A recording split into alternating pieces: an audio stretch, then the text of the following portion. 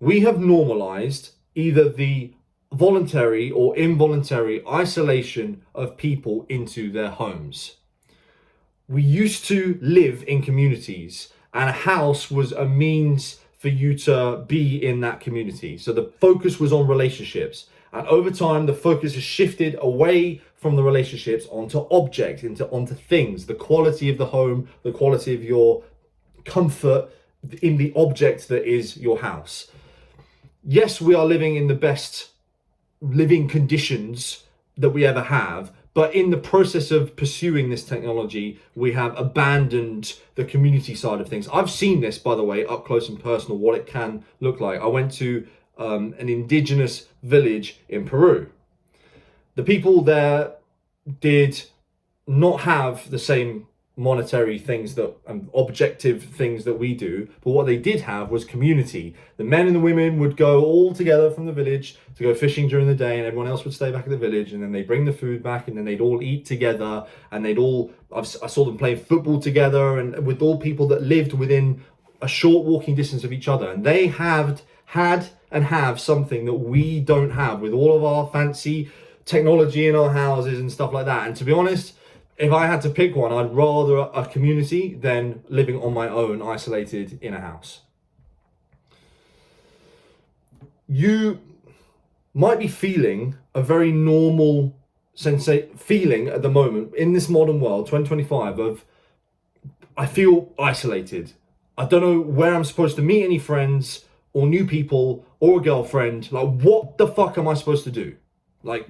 And all of the advice that we have from the previous generation is kind of outdated, because that we do not live in the same world that they did.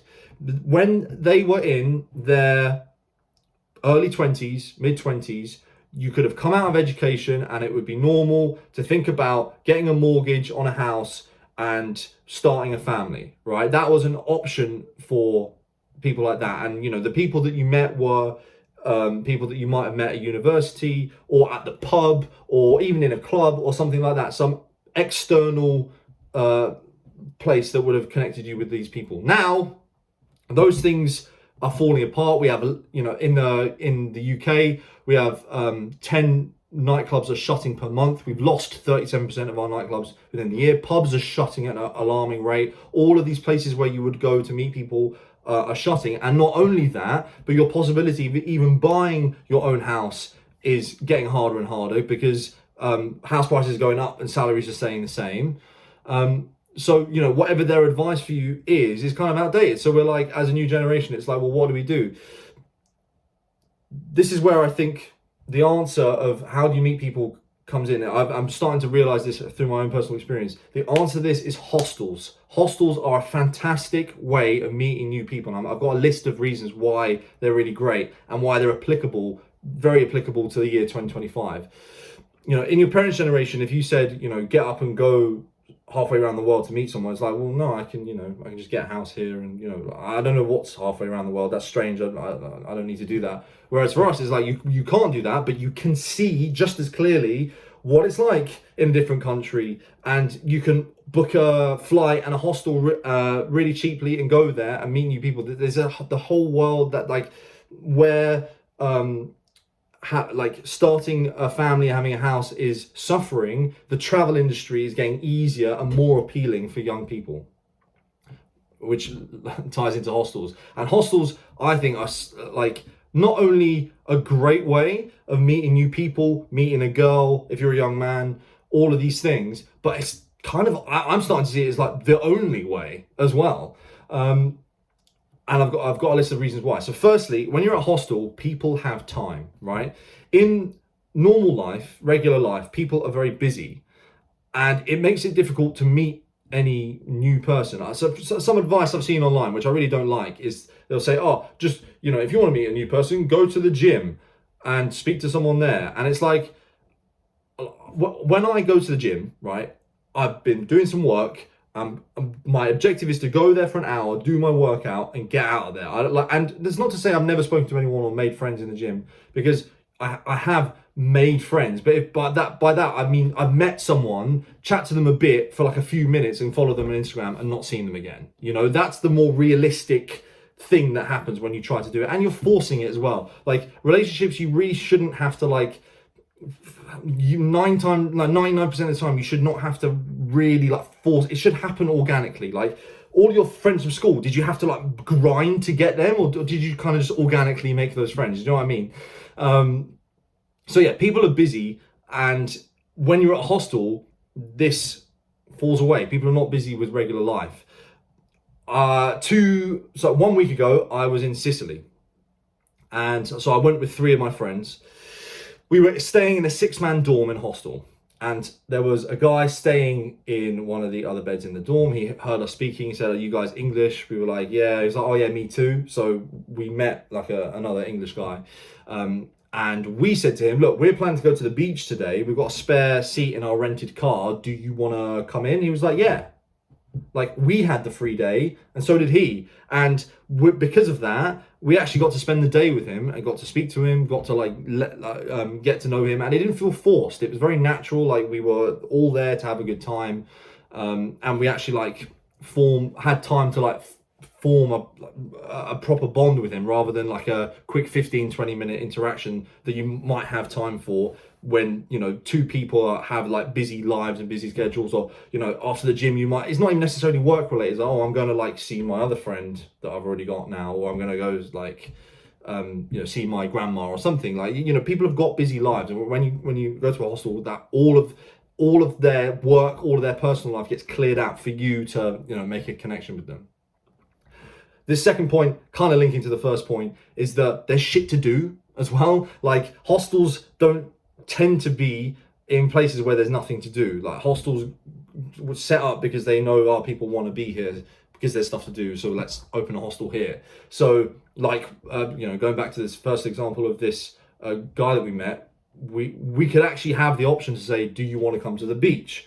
Like here, if I met someone, it's like, right, okay, you know, I'm in England, well, I live near London. It's like, well, what are we going to do? It's like, well, I could spend 100 quid on a trip to London, which you can do easily, by the way. Like, but it's like, I've already seen London, and there isn't like, it doesn't feel like there's actually like all that much to do. Whereas when you go to a hostel, it's a brand new environment for both you and that person, and there's loads to explore. There's a whole world out there, and it makes it really useful. I was also saying this to the guy at the time, because he's from London. I was like, do you realize it's easier for me to meet another person from England in a hostel in Italy than it is in London? He was like, yeah, like I totally get it. Like, you know, when you're like, you know, busy walking to work, or you're busy doing stuff, like you're like, you're just not going to have that opportunity. So that's the thing as well. You can go abroad to meet people and then actually find someone that lives down the road from you, you know, but like you would never like actually meet that person. You're closer to them in a sort of metaphysical sense when you're further away from them physically. It's bizarre. Third point about hostels is that you actually have communal spaces, right? So what we used to have in England was like pub culture, right? And you would go to the local pub, and it would be a communal space for people to be in, and you could, you know, I've heard through friends of mine's parents that that's what you do. You just go to the pub and you just make friends. You could like go to a table and start speaking to someone. I don't think that really exists anymore. I've not really experienced that ever. I think this whole like, I feel if I was like went to a pub and started chatting to someone and sat at their table, I would get like a look of like, can you just fuck off and leave us alone? And in England anyway, I'm speaking for England here, and that sort of friendly communal culture of the pub is definite. I've not even experienced it, and I'm not gonna lie, if I was out with my friends and someone just randomly like turned off the pub and was like, hey guys, like I want to sit with you, I'm a friendly guy, but like, yeah, can't, but I would be thinking like, what the fuck is wrong with this guy? Like why is he doing that? Whereas communal spaces in hostels are good, because when you're sat with someone there, you're not a stranger that's just like walked into a building. You have something in common, that you're staying at the same place, and so then you like you have that little thing that can like bridge the gap between you and them. And what's also good about the communal spaces in hostels is that compared to pubs, is it doesn't so heavily rely on alcohol. Like, you will drink with people in hostels if you want to, but like when we were, so I went to 2 hostels in my trip to Sicily last week. At the first hostel, we were just in this communal area, tables, chairs outside. Spoke to a girl, said, "Sorry, have you got a lighter?" And ended up chatting to her, and then just sort of absorbed her into the group. She ended up like walking around with us during that day, and it was kind of strange because it's like no alcohol has had to have been consumed. We haven't had to get pissed drunk in order to like communicate with this person, like, because I kind of feel like, particularly in England, like all of the social spaces that you go into require you to drink, and like you might just not want to do that. I think our generation is a lot more health conscious than the previous generation as well. Like a lot more of us do want to take care of our health, and I don't want to get pissed drunk every time we want to meet someone. Another thing about hostels is that there's a lot of solo travelers there as well, which means there's a lot of people there that are actively looking for friends. So I went to Rome in January on a quick trip with the same 3 friends that I went to Sicily. And we sat down at a hostel, and like within 10 seconds, like 2 solo travelers were like, "Oh, hi guys, can I come sit with you?" And I'm like, "Yeah, of course." Like, and like, I'll admit, even for me, like, because I understand there's a lot of solo travelers and there's a reason for them to want to do that, I even was more open to like having people like join than had I been out in England at a pub and some randoms like, "Can I join?" Because I know why this person wants to come sit with us. It's not, it's less suspicious. It's because they're a solo traveler and they don't know anyone. It's like, yeah, like there's a much more like I try to be as open, as friendly as possible, but even I can't deny, like I was like more open to having people like come and join me and my friends when I was at a hostel.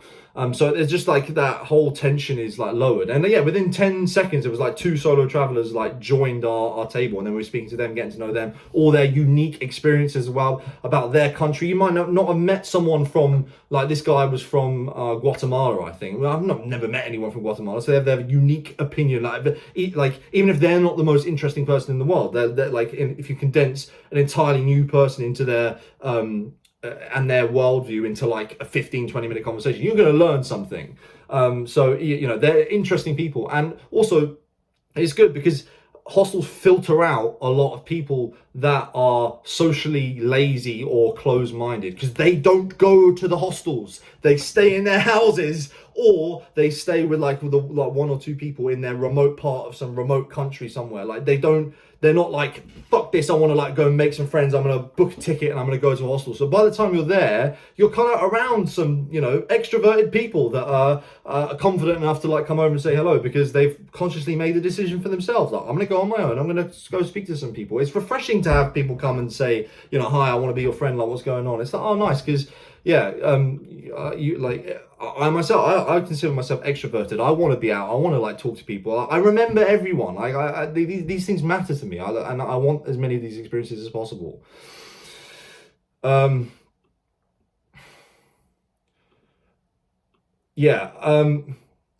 lot of another good thing about hostels is that you can judge people quite quickly as well. So I've wasted lots of time. So I've been catfished multiple times on dating apps. I have been talking to people, texting for weeks, maybe even months sometimes, only to realize, oh, I've invested so much into this person and actually this is going nowhere. They're not that interesting or whatever. Whereas when you're at a hostel, everything, you can read people so much quicker. So all of the bullshit goes away. You can read someone's body language and the way someone holds themselves. It's so important. I'm such a big fan of doing things in person. And so when you're there, within 2 minutes, you can judge whether you want to continue talking to this person or not. And if you do, then fine, stick with it. And if not, you have an abundance of people. You have a big group of people, and you just like a slot machine. You can roll it again. Just like pick someone else and like speak to them. So, and it means that you don't get, you're not frustrated because you've just fucking invested like loads of time into someone and then it's gone nowhere. Like, and I feel like, particularly in terms of like finding a girl or a girlfriend, if you're a young man, you don't even need like loads and loads and loads of time. Like, you can have one amazing night with a girl. You get like she sees you for who you are. She's not judging you based on like loads of superficial stuff online. You get to like, say if there's certain subtleties about you, like, that you're kind, or that you're charismatic that you can't really convey online, and you get to show off all of these qualities in person. And then, you know, you then follow each other on Instagram. You will text each other. She'll actually answer you because she knows who you are and she's seen your vibe and she actually likes you. And then you guys can arrange to meet later. Like I know multiple people that have met girlfriends in hostels. I don't know what the common perception of what a hostel girl is like, but sometimes, you know, there might be a uni student that they've got like a month free and they're like, well, you know, I'll go to this hostel for I'm working there for a month. I met this like lovely girl that was a model in the first hostel in Sicily, and like I'm pretty sure like if I just followed her randomly on Instagram, I would have got no response. But the fact that I met her, I spoke to her, she saw me, she got the vibe and stuff like that, and then like I got the follow back. I did message her a bit. Like these things can happen when you actually have that initial in-person meeting, you know. And another thing about hostels is that they're actually affordable. So I went in January, so this is now 2 months ago, I went to Rome. I left Friday evening and I came back Sunday morning. And I had an amazing time, met loads of people, did loads of stuff in just like not even a full weekend. I flew there, my return ticket was £50 and I stayed in that hostel for 2 nights for £30. So I spent like £80 on just getting there, staying there and coming back. Obviously I spent a bit more on like food and drinks and stuff like that. But point being, you can do this really affordably as well. And you don't have to go on like massive long trips. As I said, like I just did a short trip there. With the same amount of money, right? I could have gone to London and back. That would have been about 40 quid on the train. Bear in mind, I don't live very far from London. I'm just above London. So let's say that's 40 quid. I then buy 2 mixers, so 2 double vodkas and cokes, which in London will be 20 quid each. And I've done the same thing. And I've not got anywhere to stay, by the way, in London. Like, yeah, that's it. A train ticket and 2 drinks. I'm also down £80. Like, do you see? Like, it's why the fuck would I do the London option when I can do the Rome one for literally? Yeah, it's ridiculous. One objection someone might have is like, right, okay, so you can do it for short time and fine, it's cheap, but what about long term? Like, you know, this is not really like a long term fix or strategy. And it's like, I have seen in both hostels in Sicily, but also I've seen videos of it online in Bali, like people working on their laptops in hostels, right? Big groups of people, and they have a full-time job. They do their 8 hours of work from remotely. This is one of the advantages of the post-COVID world. We've learned how to do things remotely. And so they do that. And then the rest of the time, they've got new people, new experiences. When they want to go eat, they can eat together. I mean, this is another thing as well. I realized like in my trip to Sicily, I barely looked at my phone. I didn't have to discipline myself like in multiple self-improvement videos where I've said how to get off your phone and stuff. I didn't have to force myself because I was with people. And like I would go and get food and sit and talk to them whilst eating. It was so much more enjoyable. I didn't need my phone. My phone was no longer needed to fill a void. And so you know, people that are working in that environment, like they earn their money and then they can spend very small amounts of it on actually just like living and existing. And you can. It's not obviously. I'm not saying live in a hostel forever, but you've got this period where like you're not a child anymore, 0 to 18. You have your autonomy, and then you've got kind of from later into adult life where you've got children, house, wife to look after, all these responsibilities, and then you've got this gap in the middle where you can work. This technology where you can work remotely, you can do whatever you want, you can and go. It's easier than ever to see around the world, see where's good, connect with people, stay in contact with people as well that you've actually met in person, and say, oh, I'm in Thailand. Well, like, what are you saying? Like, shall we meet up and do something? It's never been easier to do that. And if you're sat, and I've literally had. I won't obviously name names, but I've had someone that I know from school be very upset and sad and say, I feel really upset because I feel very isolated. I don't have any friends. And my advice to him was like, well, bro, like, you got to get out of the house first and just like go. I said to him, go traveling, go to hostels. And I said this to him, some months ago, but then, yeah, these 2 trips to Italy that I've just been to recently have just like cemented that. And I'm like, I have to tell the internet, like, this is absolutely, I think the future. If I had to put my money on, because so many things are getting worse, I feel like, it's quite easy to be like, oh, this thing's getting worse, the economy's getting worse, harder to buy a house and stuff. But if I had to put my money on like what I think is going to improve, I think it's the travel industry. I think people, you can't remove all the nightclubs, remove all the pubs, remove all the social places, and young people will be like, yeah, it's fine. Some of them will just sit at home and be like, yeah, I'll just play video games and have my cinema set up and stuff. But a lot of us, you know, the extroverted, open-minded people are like, well, we got to do something. What are we doing? Hence why, hopefully, if you're feeling this way, you watch this video and I've taught you something here. Like, there is a fix. Like, you can do it. It doesn't have to be super expensive. And if you want to do it for a long period of time, get yourself a remote job, get yourself a laptop, and then go out and meet people. And, you know, you'll have experiences like when I was on my last night in Sicily, I was just on the balcony drinking with this girl from Brussels. I don't know, she's 29 years old. I've never spoke, I don't know anyone from Brussels. Having her life experience, her experience with like Italian men and stuff, and like all these little things you're not going to get from the internet. So people are not going to open up to the degree online on YouTube like they are to you in person in confidence. Yeah, that trust there is like, you're not going to get that. There's certain things I won't say on YouTube, but if you met me in person, I would say it, because you know, people are a lot more trusting when it's like in person, and you don't necessarily want everything you do to say to be a permanent record on the internet. All of these things that, you know, there's a whole world out there with like, you know, people to meet and experience. And not everyone's going to be your best friend. Yeah, not everyone's going to be like a lifelong friend. But I personally, anyway, the way I see it, I treasure all of these little, I never forget all these like little one-off experiences when I sit down and speak to someone for a few hours. At a hostel, and it's like, yeah, the first time I was doing that, I was like 19 years old, and I still remember them now. Like, it's you know, as an extrovert, as someone that wants to meet people and have these experiences, yeah, it means the world. So yeah, I can't recommend hostels highly enough. I think it is the fix to this distorted world that, as I said at the start of the video, we've moved away from focusing on relationships to focusing on objects. Great, I've got a great house and no community. So yeah, this is the next best thing to that.